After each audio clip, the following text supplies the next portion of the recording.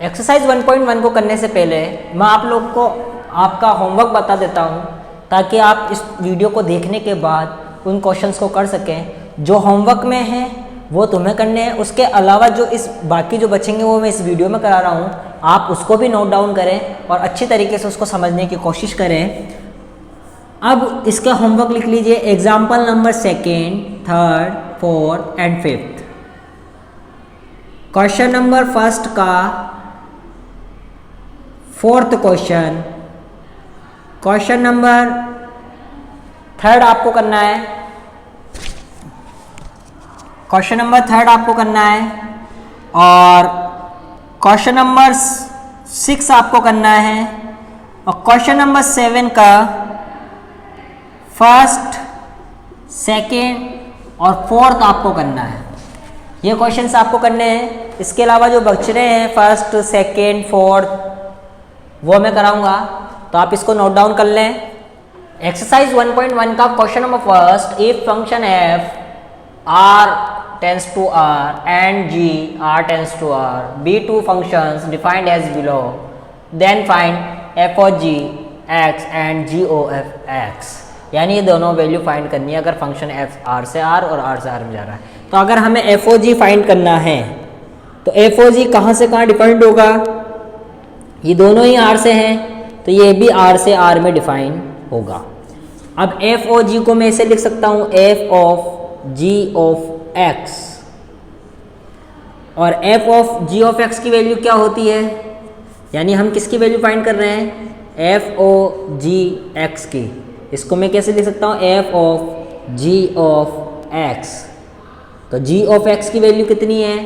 x² + 5। अब हो गया f और ये, अगर इधर x है, x के साथ f के साथ x है तो इधर x आ रहा है। अगर इधर x की जगह 5 होता तो इधर 5 आता, इधर 10 होता तो इधर 10 आता। लेकिन अभी कितना है? x² प्लस, तो इधर x की जगह क्या आएगा? 2x² + 5 + 3, यानी 2x² + 2 5 10 + 3, यानी 2x² + 13, यानी f o g x की वैल्यू कितनी निकल कर आ गई? 2x² + 13। अब इसी तरीके से हमें निकालनी है g o f x की, जो कि वो भी r से r में ही जाएगा, यानी g o f x जो है वो भी r से r में होगा। तो इसलिए इसको मैंने क्या लिखा? g of f of x, और f of x की वैल्यू कितनी है? 2x + 3, यानी g, और इस f of x की जगह क्या लिख दिया? 2x + 3। अब मेरी बात सुनो, अगर g of x, इधर x है तो इधर x² है, जो x है उसका स्क्वायर है। इधर x हमारा क्या है? 2x + 3, तो 2x + 3 का क्या आएगा? स्क्वायर आएगा +5। तो इसको करते हैं अब a + b को होल स्क्वायर से खोलते हैं, a + b का होल स्क्वायर, तो a का स्क्वायर + 2ab + b का स्क्वायर, और 9 + 5 करेंगे तो कितना हो जाएगा? 14। तो 4x² + 12x + 14। ये हमारा क्वेश्चन नंबर 1 का फर्स्ट कंप्लीट। सेकंड करते हैं इसी तरीके से। हमें f और g फाइंड आउट करना है, जो कि फाइंड किसधर होगा? r से r में, और g o f भी फाइंड होगा r से r में। ठीक है, तो अगर हमें f o g x निकालना है तो मैं इसको इस तरीके से लिख सकता हूँ f of g of x, और g of x की वैल्यू कितनी है? 3x³ + 1। अब इधर x है तो इधर x² है, लेकिन इधर कितना है? इधर है 3x³ + 1, तो इधर आएगा 3x³ + 1 का होल स्क्वायर + 8। अब इसको भी खोल लेते हैं, a + b का होल स्क्वायर, यानी a का स्क्वायर यानी 3 का स्क्वायर 9, और x³ का स्क्वायर x⁻6 + 2ab यानी 2 3 जा 6 x³ + b का स्क्वायर + 8, यानी 9x⁻6 + 6x³ + 1 + 8 = 9। तो ये क्या निकल कर आया? f o g x की वैल्यू कितनी निकल कर आ गई? ये रही, ⁻6 ⁻3।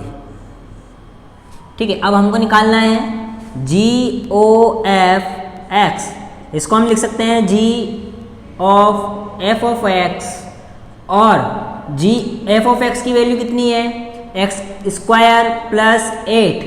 अगर यहाँ पर x है तो यहाँ पर x के ऊपर क्यूब है, तो यहाँ पर अगर ये पूरा है तो हम इसको क्या लिख सकते हैं, 3x स्क्वायर प्लस 8 की power all cube plus 1। Answer ये भी सही है, और तुम इसको चाहो तो a प्लस बी के होल क्यूब से खोल सकते हो और फाइनल सॉल्यूशन निकाल सकते हो।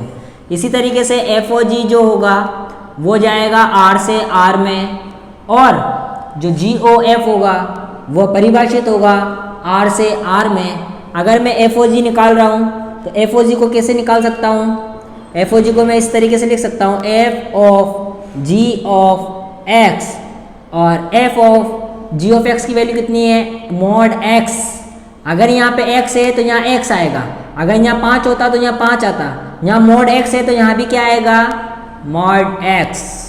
अब बात करते हैं हम जी ओ एफ एक्स की, जिसको मैं लिख सकता हूँ g of f of x। तो इधर f ऑफ x की वैल्यू कितनी है, x, और g ऑफ x की वैल्यू कितनी है, मॉड x। तो हमने f ऑफ x और g ऑफ x की वैल्यू निकाल ली। एक्सरसाइज 1.1 का क्वेश्चन नंबर 2 देखते हैं। If a is equal to A B C and set b is equal to u v w, और फंक्शन f जो है वो a से b में है डिफाइंड, और जो फंक्शन g है वो b से a में डिफाइंड है, तो बताइए। और f a v b u c w, u पर b, v पर a और w पर c मिलता है, यानी कौन से ऑर्डर्ड पेयर में, ये क्या है, ऑर्डर्ड पेयर यानी क्रमित युग्म में है। हमने पढ़ा था ना कि a रखते हैं तो v मिलता है, b रखते हैं तो u मिलता है, यानी b a की इमेज v है और b की इमेज u है और c की इमेज w है। तो ये कह रहा है कि एफ ओ जी और G O F find out करो। तो आइए हम देखते हैं। सबसे पहले अगर हमें एफ ओ जी फाइंड आउट करना है तो एफ ओ जी फाइंड आउट करने के लिए हमें कहाँ से कहाँ परिभाषित हो रहा है, यानी किस में डिफाइंड होगा वो देखना है। तो एफ ओ जी डिफाइंड करने के लिए अगर जी लिया तो जी किस में जा रहा है, बी से ए में जाता है, और एफ जो है वो ए से बी में जा रहा है। तो जो एफ ओ जी है, ये जो एफ ओ जी है वो कहाँ से कहाँ डिफाइंड होगा, एफ ओ जी होगा बी से बी में डिफाइंड होगा।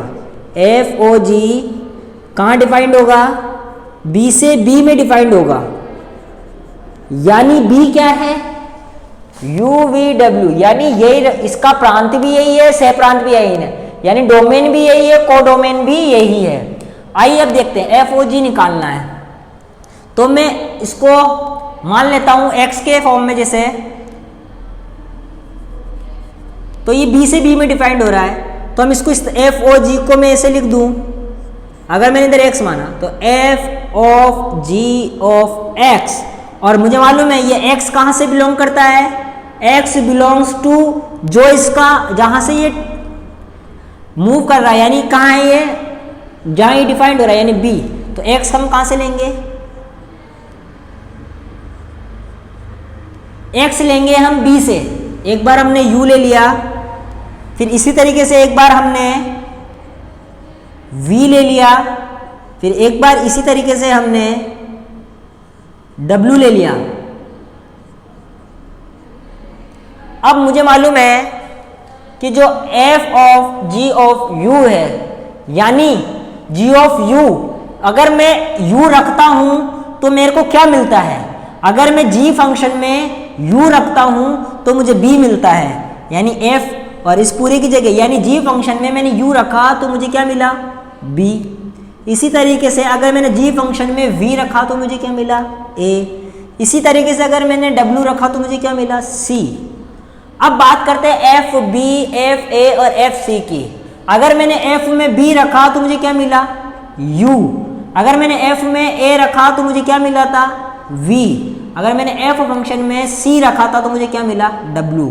तो ये सारे ही मान किसके हैं, एफ ओ जी के वैल्यू है। इसी तरीके से अब मुझे फाइंड आउट करनी है जी ओ एफ। जी ओ एफ इसको मैंने x में मान लिया, तो मैंने क्या लिख दिया, जी ऑफ एफ ऑफ x, और मैं जानता हूं कि जो x होता है वो बिलोंग करेगा जो इसका डोमेन होगा। तो पहले मुझे डोमेन का सॉरी जी ऑफ एक्स का डोमेन और कोडोमेन निकालना पड़ेगा, यानी जी ओ एफ। तो एफ जो है वो कहाँ से कहाँ मूव कर रहा है, ए से बी की ओर मूव कर रहा है, ए से बी में परिभाषित है, और जो जी है वो बी से ए में परिभाषित है। तो इससे पता चला कि जो एफ ओ जी है या जी ओ एफ है वो ए से ए में परिभाषित है, ए से ए में डिफाइंड है। जब ये ए से ए में डिफाइंड है तो मैं जी ओ एफ के इधर एक्स मानकर, तो क्या मैं इसको ऐसे लिख सकता हूँ, जी ऑफ एफ ऑफ एक्स। तो इधर मुझे मालूम है कि जो एक्स होगा वो बिलोंग्स करेगा इसके डोमेन से, ठीक है। तो ए आया तो जी ऑफ अब एफ, फिर इसके अंदर ए में से वैल्यू रखेंगे, फिर ए में से वैल्यू रखेंगे, फिर ए में से वैल्यू रखेंगे, जितनी ए की वैल्यू होगी वो सब रखेंगे। तो सेट ए में कितनी वैल्यू, ए बी और सी, यानी एक बार ए रखा, एक बार बी रखा और एक बार सी रखा। जैसे ही मैंने एफ ऑफ ए रखा, यानी एफ फंक्शन में ए रखा, फंक्शन एफ में ए रखा तो मुझे v मिला था, फिर मुझे b रखा तो मुझे u मिला, और मैंने फंक्शन f में c रखा तो मुझे w मिला था। तो g फंक्शन में v रखा, g फंक्शन में v रखा तो क्या मिला, a, g फंक्शन में u रखा तो क्या मिला, b, और g फंक्शन में w रखा तो क्या मिला, c। यानी एफ ओ जी और जी ओ एफ की वैल्यू हमने फाइंड आउट कर ली। Question number 4, if function F defined R to R and function G defined R to R be such two function that defined as F of X 3x + 4 and G of X 1/3 bracket x - 4, then find F O G X and G of F X, also find G O G x. अब देखो इधर x की जगह क्या दे दिया है, 1, यानी हमें x की वैल्यू क्या रखनी पड़ेगी, 1 रखनी पड़ेगी। तो इसने बोला है कि फंक्शन f r से r में डिफाइंड है और फंक्शन g भी r से r में डिफाइंड है। तो जो f g o f होगा, यानी कौन सा, जो g o f होगा वो भी r से r में होगा, f o g भी r से r में होगा, ठीक है। तो ये दोनों ही फंक्शन r से r में डिफाइंड होंगे।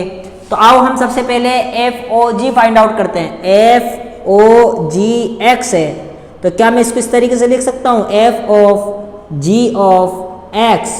तो क्या जी ऑफ एक्स की वैल्यू क्या है, जी ऑफ एक्स की वैल्यू है 1/3 ब्रैकेट में x - 4। अब देखो यहाँ पर x है तो यहाँ x है, यहाँ 5 होता तो यहाँ 5 होता, यहाँ y होता तो यहाँ y होता, लेकिन यहाँ पे क्या है अभी 1/3 x - 4। तो 3 की जगह 3, x की जगह ये पूरा +4, x की जगह क्या आएगा 1/3 ब्रैकेट में x - 4। तो ये 3 से 3 कट, और ये x - 4 +4, तो 4 से 4 कट हुआ तो x। तो एफ ओ जी एक्स की वैल्यू क्या निकल कर आई, x। इसी तरीके से अब मैं जी ओ एफ की वैल्यू निकालना है। तो जी ओ एफ के लिए भी जी ओ एफ जो होगा वो कहाँ से कहाँ डिफाइंड होगा, आर से आर में डिफाइंड होगा। तो क्या जी ओ एफ एक्स को मैं इस तरीके से लिख सकता हूँ, जी ऑफ एफ ऑफ एक्स, और इधर एक्स बिलोंग्स टू आर है क्योंकि उसके डोमेन से बिलोंग होता है, ठीक है। तो जी एफ ऑफ एक्स की वैल्यू क्या है, एफ ऑफ एक्स की वैल्यू है 3x + 4, 3x + 4। अब बात यह है कि यहाँ x है तो यहाँ पर x है, यहाँ 6 होता तो यहाँ 6 होता, यहाँ z होता तो यहाँ z होता, लेकिन अभी यहाँ पे 3x + 4 है तो यहाँ पे भी क्या होगा, 3x + 4 होगा, यानी 1/3 3x + 4 -4। ये -4 ऐसा कैसा, प्लस से 4 -4 कट, तो ये बचा 1/3 × 3x, 3 से 3 कट हुआ तो x, यानी एफ ओ जी और जी ऑफ x का मान हमारे निकल कर आ चुका है।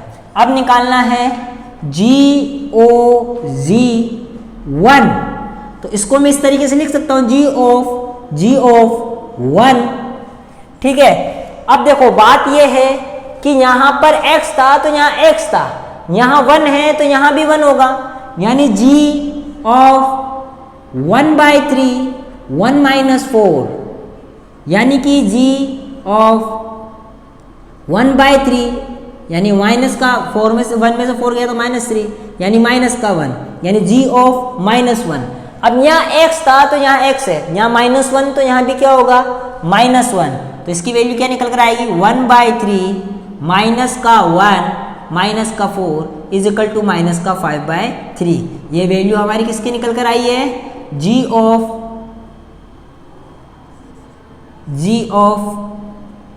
g1 की वैल्यू ये हमारे फाइंड आउट हो गई। Question number 5, if f g h be 3 functions from R to R defined as f of x is equal to x square, g of x is equal to cos x and h of x is equal to 2x plus 3, then find h o g o f root 2 pi।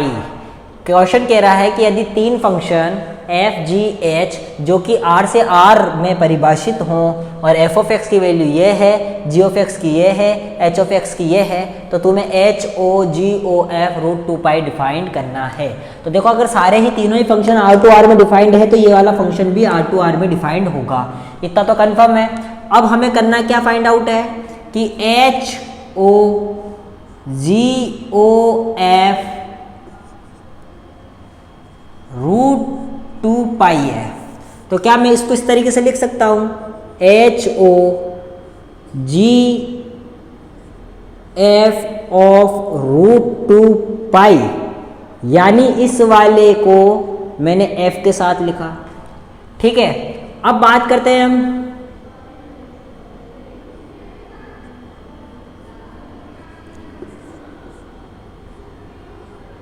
ठीक है, अब बात करते हैं f of x। f of x, अगर f of x x square है, इधर x है तो उसका स्क्वायर है, इधर 2 होता तो 2 का स्क्वायर होता, 4 होता तो 4 का स्क्वायर होता, लेकिन अभी कितना है रूट 2 पाई, तो इसका क्या होगा स्क्वायर होगा, यानी g ब्रैकेट में रूट 2 पाई का स्क्वायर। ठीक है, तो इसका स्क्वायर करेंगे तो कितना निकल कर आएगा, इसका निकल कर आएगा रूट 2 का करेंगे तो 2, रूट पाई का करेंगे तो पाई, यानी g ऑफ 2 पाई। अब बात करते हैं g ऑफ x की। यहाँ x है तो यहाँ x है, यहाँ 5 होता तो 5 लिखते हैं, 10 होता तो 10 लिखते हैं, लेकिन अभी कितना है 2 पाई, तो h o cos 2 पाई, cos 2 पाई क्यों लिखा मालूम चल गया, क्योंकि x की जगह x है तो 2 पाई की जगह 2 पाई लिखा। अब इस h o को हटा के क्या लिख सकते हैं, h of cos 2x 2 pi, यानी h x, यहाँ x है तो इधर x है, इधर 3 होता तो 3 लिखते हैं, 10 होता तो 10 लिखते हैं, लेकिन अभी कितना है cos 2 पाई है, तो हम क्या लिखेंगे 2 x की जगह पूरा ये ऐसा कैसा +3 और x कितना है cos 2 पाई। अब cos 2 पाई की वैल्यू मैं जानता हूँ 1 होती है, तो 1 प्लस 2 1 = 2 प्लस 3, तो 2 + 3 = 5, यानी वैल्यू कितनी निकल कर आई 5। ये क्वेश्चन नंबर 5 हमारा कंप्लीट। क्वेश्चन नंबर 7 का थर्ड में करा रहा हूँ, बाकी फर्स्ट सेकंड और फोर्थ आप लोगों को करना है। If A 1 2 3 4 f r to r f of x x square plus 3x plus 1 g r to r g of x is equal to 2x minus 3, then find the f o f x। तो मैं ये चीज़ find out करनी है। तो सबसे पहले हम बात कर लेते हैं f ऑफ इसको, तो इसको जैसे f o f ये x है, तो क्या मैं इसको इस तरीके से नहीं लिख सकता कि जो f ऑफ x, तो f ऑफ x की वैल्यू कितनी है, f ऑफ x की वैल्यू है x square plus 3x plus 1, जो कि मैंने यहाँ लिख दी x square plus 3x plus 1। अब देखो यहाँ x था तो इस सब जगह x है, ठीक है। अगर यहाँ 5 होता तो सब जगह 5 हो, यहाँ x प्लस 2 होता तो हर जगह x प्लस 2, यहाँ y होता तो हर जगह y, लेकिन अभी कितना है x square plus 3x plus 1, तो जहाँ पर भी x है वहाँ ये चीज़ लिखेंगे। कैसे, x का स्क्वायर प्लस 3x प्लस 1, तो x कितना है x square plus 3x plus 1, x square plus 3x plus 1। अब देखो x plus Y plus Z का होल स्क्वायर, कौन सी आइडेंटिटी लग रही है इसमें, x plus Y plus Z का whole square is equal to X square plus Y square plus Z square plus 2xy plus 2yz plus 2zx। ये वाली आइडेंटिटी लगेगी इसके अंदर। आओ करते हैं कि x का स्क्वायर तो कितना हो जाएगा x की पावर 4 प्लस इसका स्क्वायर यानी 9x स्क्वायर, फिर इसका स्क्वायर यानी 1 प्लस 2xy यानी 3 2 ज़ा 6, एक्स स्क्वायर को x से मल्टीप्लाई करा तो x क्यूब प्लस 2yz तो 2 3 ज़ा 6x प्लस 2zx 2zx 2 1 ज़ा 2 और ये x स्क्वायर। तो ये मल्टीप्लाई करने पर आ गया। अब ये नंबर इससे मल्टीप्लाई होगा, फिर इससे मल्टीप्लाई होगा, फिर इससे होगा। तो 3 को x स्क्वायर से करा तो 3x square plus 9x plus 3 plus 1। अब जो ऐड हो रहा है उसको ऐड कर दो।